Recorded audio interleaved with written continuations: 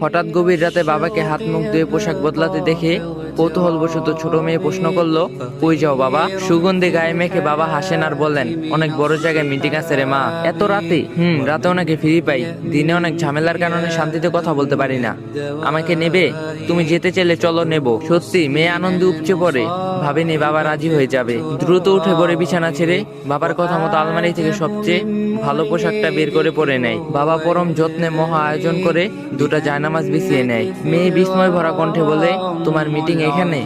এখানে। চলো তোমাকে আল্লাহর সাথে পরিচয় করাই দিই। তাকে বলবো, আল্লাহ দেখেন, আজ আমার মেয়ে আমার সাথে আছে। আমি তো আল্লাহকে দেখি না বাবা। একদিন দেখবে, যদি এখন থেকে যোগাযোগ রাখো তাহলে, নাহলে কোনোদিনও দেখতে পারবা না। উনি হলেন সবচেয়ে বড়, সবচেয়ে মহান। এই যে আমাদের যা কিছু দেখছো, সবই তিনি দিয়েছেন।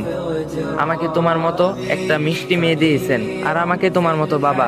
খুশিতে কচি কণ্ঠে মেয়েটা হেসে ওঠেন। বাবার পাশে মেয়েটা গভীর মনোযোগী হয়ে নামাজে দাঁড়িয়ে যায়। বাবার দেখা দেখি জমিনে মাথা ঠেকিয়ে বিড়বিড় করে বলে, হে মেহেরবান আল্লাহ, আমি আপনাকে দেখতে চাই। আল্লাহ পাক মেহেরবানি চমক করে একদিন দেখার মতো নেয়ামত দান করুক, আমিন।